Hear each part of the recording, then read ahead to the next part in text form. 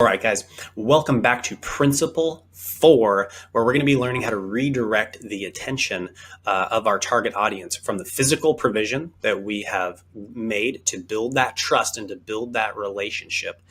And we're going to redirect the attention and then call them to action in the next step. And so the first thing that I want to point out is that it is just where this falls in the principles. Okay, so it is between principle 3 and principle 5. Principle 3 is build their trust, and we learned in the last step that we build the trust by providing for people, right? By meeting a need, a deeply felt need, or helping them resolve some deep pain in their life. Okay, and if we can do that, they're going to trust us. Now, we see Jesus doing that in the Gospels. For instance, there are a bunch of hungry people on a hillside, 4,000 or 5,000, and Jesus says, I'm going to meet that need. Okay, now Jesus knows his ministry and his mission is to share the truth that God the Father has for him to share with them. But he also knows they need to be listening. And so what he does is he says, eat, right? So he provides for the physical need. Now, the redirection of this attention, right? So they're following him. They say, hey, we want more food, right? I believe they followed him around the whole lake or went over the lake and met him on the other side, the Sea of Galilee. What happens there is he says, listen, I am the bread of life. Whoever comes to me will never go hungry, and whoever believes in me will never be thirsty. Okay, so he's just redirected their attention from the physical provision that has gotten their interest and built their trust, and then they follow him, and he says, you're missing it. I'm the bread of life. Okay. And we see this in other places, multiple other places. I've included 3, and I'll just brief through them here. Okay. So with the woman at the well, he goes to her and he says, essentially, woman, can I have some water? Okay. And the redirection of the attention happens. And he says, well, if you knew the gift of God and who it is that asks you for a drink, you would have asked him and he would give you living water. And then she goes on to say, how are you going to give me water? You don't even have a rope and a bucket, right? Like you don't have a way to get, she's still thinking about the physical and is completely unaware of the spiritual aspect that he's talking about. But as he talks to her about it, it starts to dawn on her, oh, he's not talking about physical water. And that redirection is what we need to do. Another example, and this is actually in the middle of that same story, his disciples catch up with him. They're confused. Why are you talking with a Samaritan woman of all people? And they begin urging him to eat. And, they say, Rabbi, eat something. But he said to them, I have food to eat that you know nothing about. Okay. So again, even with his disciples, they're talking about physical things, physical hunger, and they're trying to provide for him. But he takes this provision that they're talking about and he reroutes it into a spiritual discussion that they're unaware of. And then they start talking to themselves, again, confused because they're unaware of this kind of physical reality that he is aware of. But they begin asking themselves, does he have like a sack lunch that we don't know about? Did he sneak food in?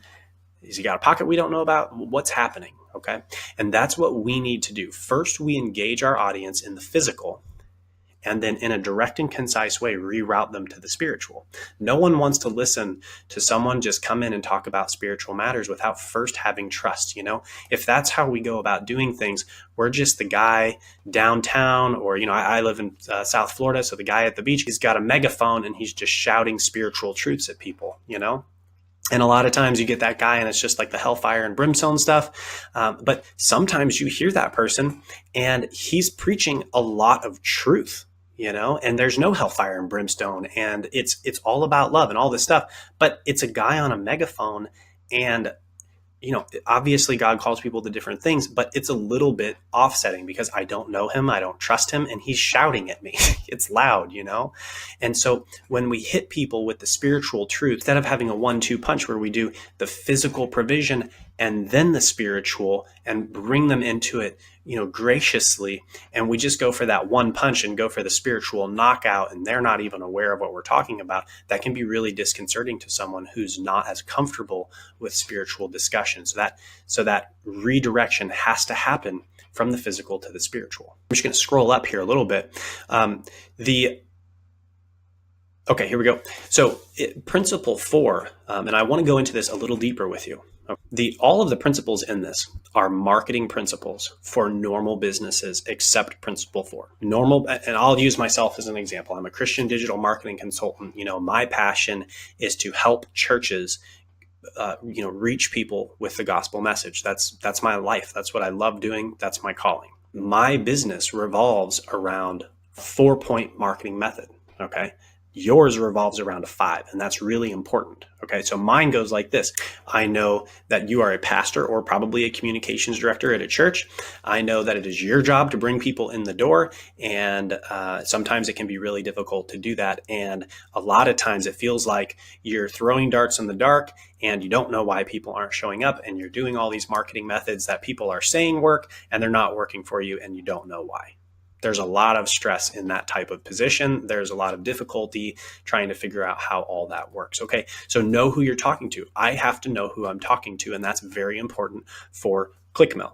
Number 2 is go to them. Okay, so, and I've told you this in, I believe, 2 videos prior to here, but I go to you to get you interested in this course. I put ads where you are, right? I'm not putting ads where anybody else is. I'm not papering the town. I'm not putting Google ads up for anyone. I'm putting ads up specifically for how to do church marketing. Okay, when you're on Google and you typed in how to do church marketing or church marketing, whatever, or biblical marketing strategy, something like that, you might have seen an ad because I went to you. Okay. Maybe you found me answering questions in a Facebook group. Maybe you found kind of a promotional material in a Facebook group because I know that's where you are and I have gone to you. So number 2, principle 2, is a business principle that works just standard marketing is go to them. Principle 3, build their trust. Okay. Again, I work on e-commerce sites for Christian nonprofits. I work on just a number of different places. And for me, on my websites and my landing pages with Clickmill, even to get you into this course and to build your trust to the point where you're willing to spend any money on it, I have to build your trust. This is a safe and secure site. You have a money back guarantee, right? I'm a Christian digital marketer. I want the best for your church. I understand the issues that you're facing, right? Which you may have seen on the payment page. So I build your trust by communicating specifically to you, my target audience. I don't have to redirect because I don't have a spiritual message. You have a need. My service fulfills it.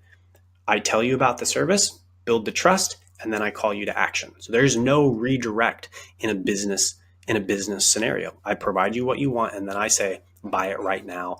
Or if you buy in the next 72 hours, you get 50% off, something like that. So there's no step 4. For me, and a business standpoint, it's a 4-step system. Jesus operated on a 5-step system.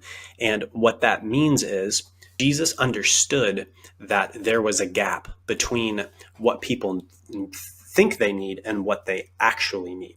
That's very much the case. He's talking about a spiritual element that they're largely unaware of. And so what he had to do is he had to redirect their attention. And so again, this is a principle that I've added into this course as I was making it, but it's not originally something I had in the original plan. And when I started studying the Gospels, this had to go in because a church doesn't invite people to come so that the kids can hang out and have a good time in a group full of other kids. That's not the reason.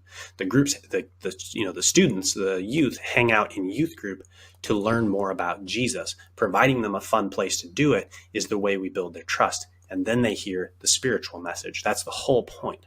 As you download Worksheet 9, I want you to be thinking, what is the fluid, the seamless transition statement or statements that you can be making that will seamlessly connect the thing that you have provided for to the call to action that you're doing. And sometimes this redirection can be in the call to action. And, we can see that sometimes in the gospel. So for instance, like when Jesus goes and he's talking to Peter, Andrew, James, and John, and he says, follow me and I will make you fishers of men, right? He just provided a miraculous catch of fish for them. That was the provision. That was how he built their trust. And they said, whoa, this guy's something else. But his redirection, the way he redirected their attention was his call to action. And it's seamless, right? He says, you're fishermen. I just provided you a big catch of fish. Follow me. That's his call to action. Follow me and I will make you fishers of men. He doesn't say farmers of men. He doesn't say anything else. It is highly specific, hyper targeted to those specific fishermen. He says, I'll make you fishers of men. And that's the redirection. And that's taking the physical, right? Physical fish to spiritual fishing, fishers of men. You can't, literally going to hook men and pull them in, but on a spiritual level, that's absolutely what you do. So again, from the physical to the spiritual.